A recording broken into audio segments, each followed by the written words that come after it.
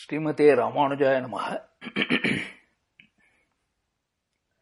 திருவல்லிக்கேணியம்மாள் வார்த்தை 97. திருவல்லிக்கேணி பெண்பிள்ளை ரகசியம் 97. உயிர் காத்திருந்தேனோ பிராட்டியைப் போலே.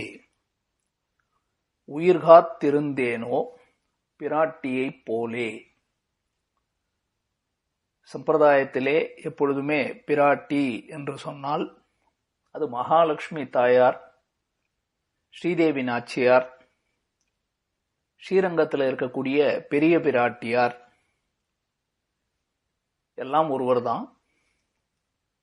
அந்த மகாலட்சுமி தாயாரைத்தான் குறிக்கும்.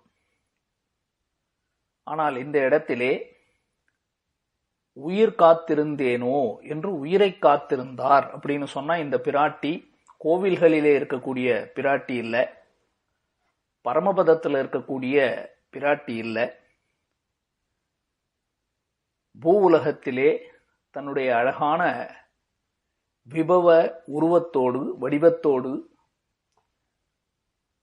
பகவானுக்கு இணையாக அவனுக்கு பத்தினியாக வாழ்ந்தவள் சீதா பிராட்டி. தேவத்வே தேவதேகாயும் மனுஷ்யத்வேவ மானுஷீம் என்று சொல்லுவார்கள். பகவான் தேவனாக இருந்தால் அவதரிக்கும் பொழுது அல்லது அவன் தெய்வமாக இருக்கும் பொழுது இவள் தேவியாக இருக்கிறாள். அவனே மனுஷனாக ஒரு அவதாரத்தை தன்னை தாழவிட்டுக் கொண்டு அவதாரம் எடுக்கும் பொழுது இவள் அவனுக்கு இணையான பத்தினியாக மனுஷியாக அவதரிக்கிறாள் அப்படின்னு பார்க்கிறோம். சீதா பிராட்டி உயிர் காத்திருந்தாள்.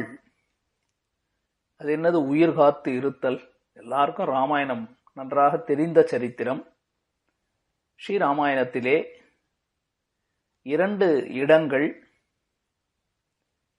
மிக முக்கியமான இடங்கள். இந்த இடங்கள் ஒரு பெண்ணுக்கு வரக்கூடாத, எந்த ஒரு பெண்ணுக்குமே வரக்கூடாத ஒரு உயர்ந்த துக்க சூழல், ரொம்ப உயர்ந்ததான துக்க சூழல்னா ரொம்ப கஷ்டமான காலம். இத போல ஒரு துக்கம் ஒரு பெண்ணுக்கு வரக்கூடாது. அந்த மாதிரி ஒரு துக்கம் வந்தா தன்னை உயிர் நீத்து கொண்டாவது அதில் இருந்து விடுவித்துக் கொள்ளுதல் என்று சொல்லுவார்கள். பொதுவாகவே பெண்களுக்கு தன்னுடைய கற்புக்கு பங்கம் ஏற்படுகிறது, மானபங்கம் ஏற்படுகிறது என்றால் அந்த கற்பை இழப்பதை விட தான் உயிர் மாய்த்துக் கொள்ளுவதே மேல் அப்படின்னு ஒரு பதிவிரதா தர்மம் இருக்கிறது. ஒரு பதிவிரதையாக இருக்கக்கூடியவள் தானாக இன்னொரு புருஷனையும் ஆசைப்பட மாட்டாள். ஆனால் இன்னொரு புருஷன் ஆசைப்பட்டு பலாத்காரம் செய்து கட்டாயப்படுத்தி தன்னை அடைய முயற்சிக்கும் பொழுது அந்த பெண்ணானவள் என்ன செய்வாள்? ஒரு ஆணை எதிர்த்து போராடி ஜெயிக்கக்கூடிய அவளுக்கு சக்தி இல்லை என்றால் என்ன செய்வாள்? தன்னை காற்றுக்கொள்ள முடியாத ஒரு தருணம் வரும் பொழுது மயிர் நீப்பின் உயிர் வாழா கவரிமான் என்று சொல்லுவார்கள். ஒரு மானுக்கே அவ்வளவு இருக்குன்னா ஒரு மயிரை விட்டாலே ஒரு மான் உயிரோடு இருக்காது என்று சொன்னால் ஒரு கவரிமான் ஜாதின்னு சொன்னா அதை விட உயர்ந்தவர்கள் அல்லவா, பத்தினி குல திலகர்கள் அல்லவா. அத மாதிரி சீதா பிராட்டிக்கு ஏற்பட்டது முதலிலே ராவணனோடு அவளுக்கு ஏற்பட்ட சம்வாதம், பேச்சுவார்த்தை. அவன் மிரட்டி விட்டு செல்லுகிறான். சீதையை நேரடியாக தன்னுடைய தவறான கண்களாலே பார்த்து பேசி, தீய சொற்களாலே பேசி, அவள் மனம் புண்படும்படியாக பேசி, அவள் எவ்வளவோ அவனுக்கு உபதேசங்களை எடுத்து சொன்னாலும் இன்னொருவனுடைய மனைவியை ஆசைப்படாதே, அது தவறு, நீ ஒரு ராஜாவாக இருக்கிறாய், தர்மத்தை மீறாதே, உன்னுடைய குடும்பத்தை பார், உன் மனைவி மக்களை பார், அபலையாக இருப்பவளிடத்தில் அப்படி நடந்து கொள்ளாதே, ராமனிடத்திலே கையை கோத்துக்கொண்டு நட்பை ஏற்படுத்தி கொண்டு வாழ்ந்து போவாய் என்று தன்னுடைய உபதேசத்திலே சாம தான பேத தண்ட நீதிகளைப் போல பல விஷயங்களை அவனை மிரட்டுகிற அளவுக்கும் பேசி பார்த்தாள், விட்டு கொடுத்தும் பேசி பார்த்தாள். ஆனால் அவன் மனம் மாறுவதாக தெரியவில்லை. அந்த ராவணன்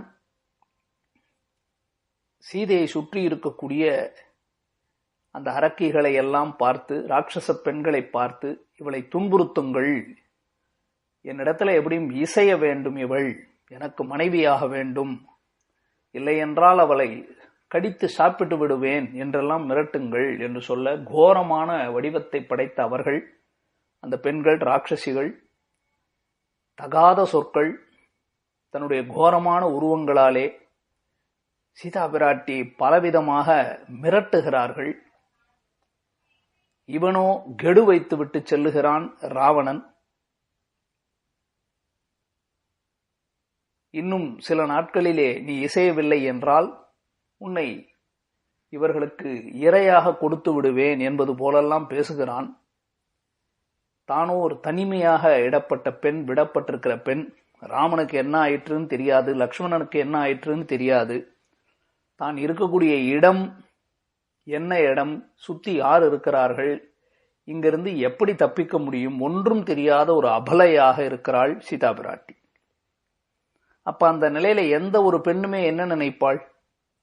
தன் கணவன் எங்க இருக்கிறான்னு தெரியாது, தன்னை சுற்றி தனக்கு தெரிந்தவர்கள் யாருமே கிடையாது, சுற்றி பேசுபவர்களெல்லாம் தனக்கு தீங்கிழைக்கக்கூடியதான வார்த்தைகளையே பேசுகிறார்கள். தன்னுடைய காதுக்கு ஒரு எக்கை உருக்கி ஊற்றினார் போல வார்த்தைகளை பேசுகிறார்கள். தாங்க முடியவில்லை. அவள் உண்ணாமல் உறங்காமல் எவ்வளவு நாள் அந்த துன்பத்தை தரித்து கொண்டிருப்பாள். எப்பொழுது இவன் என்ன தொல்லை செய்வானோ என்று புரியாமல் இருக்கிறாள். அப்படி இருக்கும் பொழுது விபீஷணனுடைய மகள் அனலை, திரிஜடைன்னு சொல்லுவார்கள், அவள் தான் கனவு கண்டேன், ராவணன் யமலோகத்திற்கு செல்லுகிறான், விஜயராகவனாக உன்னை ராமன் மீட்டு கொண்டு போகப் போகிறான், இந்த கனவு பலிக்கும் என்று சொல்ல, இது கேட்ட மற்ற ராட்சசிகள் எல்லாம் பயந்து போய் அந்த பயத்திலேயே அப்படியே ஒரு துக்கத்தில் இருந்தே அவர்கள் உறங்கி போய்விட, அதே நேரத்தில் ஹனுமான் அங்கு வர, ஹனுமான் கிளைக்கு மேல இருக்கிறார். எப்படி சீதை முன்னாடி போய் நிக்கிறது, நம்ம குரங்கு வடிவத்தில் இருக்கிறமே, எப்படி எடுத்துக்கொள்ளுவாள், இப்பதான் ராவணன் போயிருக்கிறான், நம்மை ராவணன் நினைத்து விடுவாளோ, பயந்து போய் சத்தம் போட்டான்னா எல்லாருக்கும் தெரிஞ்சு போயிடுமே, தூங்கி கொண்டிருக்கிறார்களே அப்படின்னு அவர் யோசித்து கொண்டிருக்கும் பொழுதுதான் சீதை யோசித்து பார்க்கிறாள். என்ன ஒரு வாழ்க்கை, ராமனுக்கு என்ன நடந்ததுன்னு தெரியல, இதுபோல இவனை தரித்து கொண்டு, இந்த ராவணனுடைய வார்த்தைகளை தரித்து கொண்டு, இந்த அரக்கிகளின் வார்த்தைகளை தரித்து கொண்டு எப்படி இருப்பது, இதைவிட உயிரை மாய்த்து கொள்ளுவதே மேல் அப்படின்னு நினைத்து தான் உயிரை மாய்த்து கொள்ள செல்லுகிறாள். சிம்சுபா விருட்சம் அப்படிங்கிற மரம், அந்த மரத்துக்கு கீழே சென்று தன்னுடைய கூந்தல், பின்னல், திரிவேணின்னு சொல்லுவார்கள், அதையே சுற்றி தூக்கு கயிறாக கொண்டு உயிரை மாய்த்து கொள்ளுவோம், அந்த அளவுக்கு விரக்தி. அப்படி செல்லுகிற பொழுதுதான் அவளுக்கு நல்ல நிமித்தங்கள், நல்ல சகுனங்கள் எல்லாம் தென்பட, அப்பொழுது சீதை தன்னை தரித்துக் கொள்ளுகிறாள். நாம் உயிர் மாய்த்து கொண்டோம் என்றால் ராமன் வரும் பொழுது நம்ம இல்லாம இருக்கலாமா அப்படின்னு நினைத்து உயிர் காத்திருந்தேனோ, தன்னுடைய உயிரை காத்து கொண்டிருந்தாள் அப்படின்னு ஸ்ரீராமாயணத்துல இந்த சரித்திரம். இதே போல கடைசியில யாரோ ஒரு வண்ணான் சொன்னான் சீதையை பற்றி தவறாக என்பதற்காக, ராமன் சீதையனுடைய ஆசை அதையும் நிறைவேற்றுவதற்காக, அதாவது சீதையனுடைய ஆசை, கர்ப்பமாக இருக்கிறாள் சீதை, உனக்கு என்ன வேணும் கேள் என்று சொல்ல, எனக்கு என்னுடைய குழந்தைகள் நல்ல காட்டிலே தவ வாழ்க்கை வாழக்கூடிய ரிஷிகள் முனிவர்களுக்கு மத்தியில வளர வேண்டும், அங்க இருக்கணும்னு ஆசைப்படுகிறேன் என்று சீதை சொல்ல, இந்த ஊர் மக்களுக்குள்ளே ஒருத்தன் சொன்ன காரணத்தை இழிவாக பேசியது, சீதையை தவறாக பேசியதையே ஒரு காரணமாக கொண்டு லக்ஷ்மணனிடத்திலே சீதையை கொண்டு போய் காட்டிலே விட்டுவிட்டு வந்துவிடு, வால்மீகி ஆசிரமத்தருகிலே கங்கைக்கரை கடந்து என்று சொல்லிவிட, லக்ஷ்மணன் வேறு வழி இல்லாமல், சீதைக்கு தெரியாது, சீதையை அழைத்து கொண்டு கரையை கடக்கிறான். கடைசியில சீதா பிராட்டி இறங்கிய பிற்பாடுதான் படகுல இருந்து இறங்குகிறாள். இறங்கின பிற்பாடு லக்ஷ்மணன் சொல்லுகிறாள், அண்ணி, தாயே, உம்மை பிரிந்து விட வேண்டும் என்பதற்காகத்தான் இப்படி ஒரு செயலை செய்ய சொன்னார் ராமபிரான். அதனாலதான் உம்மை காட்டிலே விட்டிருக்கிறேன். இனி நீர் ராமனோடு கூடியிருக்க முடியாது, இது ராஜாவினுடைய ஆணை அப்படின்னு வருத்தத்தோடு தலைகுனிந்து அழுது கொண்டே சொல்ல, அப்பொழுதும் சீதை உயிர் விட்டு இருக்க வேண்டும். ராமனை விட்டு பிரிந்து இருக்கலாமா? என்ன காரியம் இது? ஒரு தடவை அக்னி பரீட்சையிலே தன்னுடைய பதிவிரதா தர்மத்தை நிலைநாட்டினாலும் ஊர் மக்கள் ஒருவன் சொன்னான் என்பதற்காக ராமர் அவருடைய தர்மத்தை நிலைநாட்ட அவர் அனுப்பிட்டார். ஆனா ராமனை விட்டு பிரிந்து பிள்ளைகளோடு கர்ப்பிணியாக நான் எப்படி இருப்பது அப்படின்னு அப்பவும் உயிரை மாய்த்து கொண்டிருக்க வேண்டும். ஆனால் சீதை அப்பொழுதும் சொல்லுகிறாள் லக்ஷ்மணனிடத்திலே, இந்த உயிரை நான் எப்பொழுதோ மாய்த்து கொண்டிருப்பேன். ஏன் மாய்த்து கொள்ளல தெரியுமா? நான் கர்ப்பிணியாக இருக்கிறேன். ஒரு அரசனுடைய பிரஜை, அரசனுடைய வாரிசு, அதை சுமந்து கொண்டிருக்கிறேன். இது ராமனுடைய பிள்ளைகள். அதனால நான் ராமனுக்கு பரதந்திரப்பட்டவள். ராமன் என்னை நாட்டில் வைத்தால் என், காட்டில் வைத்தால் என். நாளைக்கு வந்து ராமன் மனம் திருந்தி, ஹே சீதே, எங்க என்னுடைய பிள்ளைகள்னு கேட்டா அந்த பிள்ளைகளை கொடுக்க வேண்டாமா? நான் உயிர் தரிக்க இருக்கிறதற்கு காரணமே ராமனுக்கு பரதந்திரப்பட்டவள் என்பதனாலேயும் ராமனுடைய வாரிசு சுமந்து கொண்டிருக்கிறபடியாலும் ராமனுக்கு மீறி நானாக ஒரு முடிவை எடுக்கக்கூடாது என்றதற்காகவும் தான் நான் உயிர் தரித்திருக்கிறேன் என்று 2 இடங்களிலே பிராட்டி உயிரை காத்திருந்தாள். தத்தஸ்ய சதிருஷம் பவேத் என்றெல்லாம் கீழே பார்த்திருக்கோம். ஹனுமானிடத்திலே சொன்னாள், அழகாக சொல்லுகிறாள், ஹே ஹனுமன்னு, ராமனை விட்டு இந்த சீதா, இன்னும் சீதா பிராட்டி உயிரோடு இருக்கிறாளே அப்படின்னு உனக்கு ஒரு சந்தேகமா இருக்கு இல்ல அப்படின்னு சொல்லுகிறாள். அழகான வாக்கியங்கள் இது. ராமனுக்கு அன்பு அப்படின்னு சொல்றீங்க இல்லையா, அது எங்க இருக்கு? அந்த ராமனுடைய அன்புக்கெல்லாம் ஒரே இருப்பிடம் நான் தான். நான் உயிர் விட்டு விட்டேன் என்று தெரிந்தால் கட்டாயமாக ராமன் தரித்திருக்க மாட்டான். ராமனுக்கு பிராணனே நான் தான். எனக்கு பிராணநாதன் ராமன் தான்.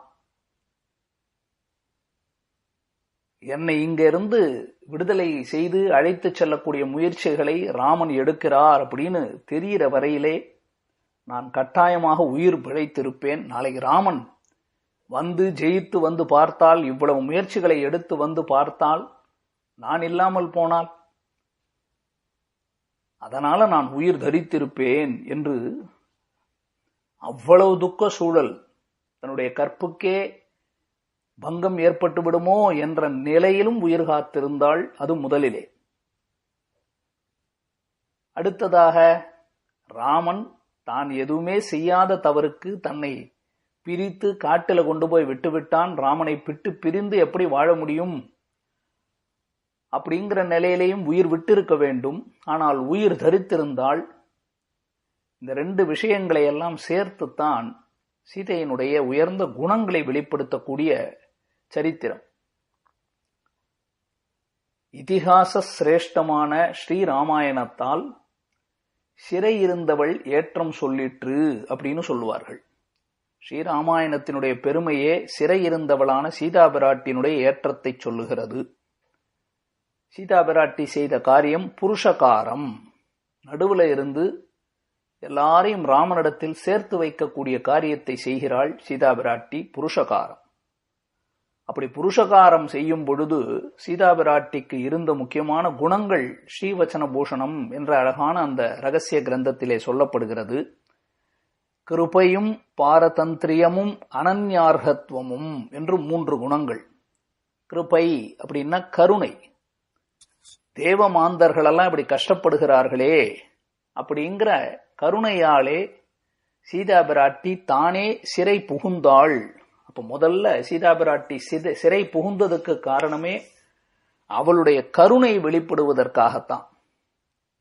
அடுத்தது இரண்டாவது முறை பிரிந்தது, 3 முறை பிரிந்தாள் இல்லையா? ஒரு தடவை முதலிலே ராவணன் அபகரித்து சென்றது, இரண்டாவது முறை ராமன் கர்ப்பிணி பெண்ணான சீதையை வால்மீகி ஆசிரமத்திலே விட்டு வந்தது, மூன்றாவது இந்த பூவுலகத்தையே விட்டு பிரிந்து சென்றது.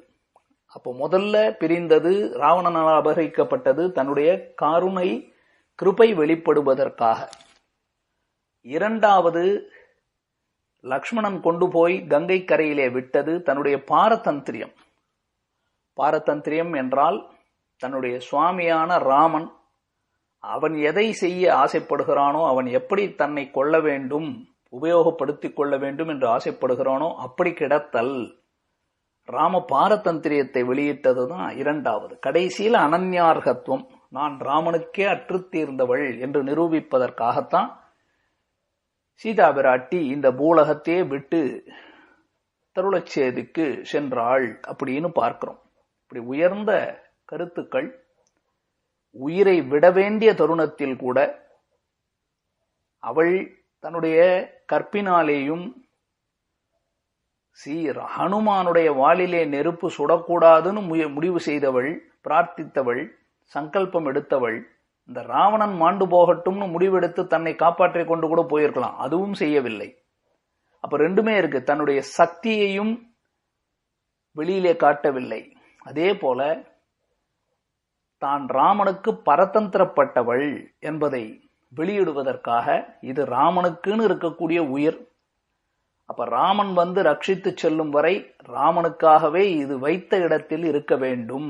அது அசோகவனமாக இருந்தாலும், அது வால்மீகி ஆசிரமமாக இருந்தாலும், இது ராமனுக்கு பரதந்திரப்பட்டவள், தானாக தன்னுடைய உயிரை மாய்த்து கொள்ளக்கூடாதுன்னு சீதை தன்னுடைய பாரதந்திரியத்தை வெளியிட்டாள் இல்லையா?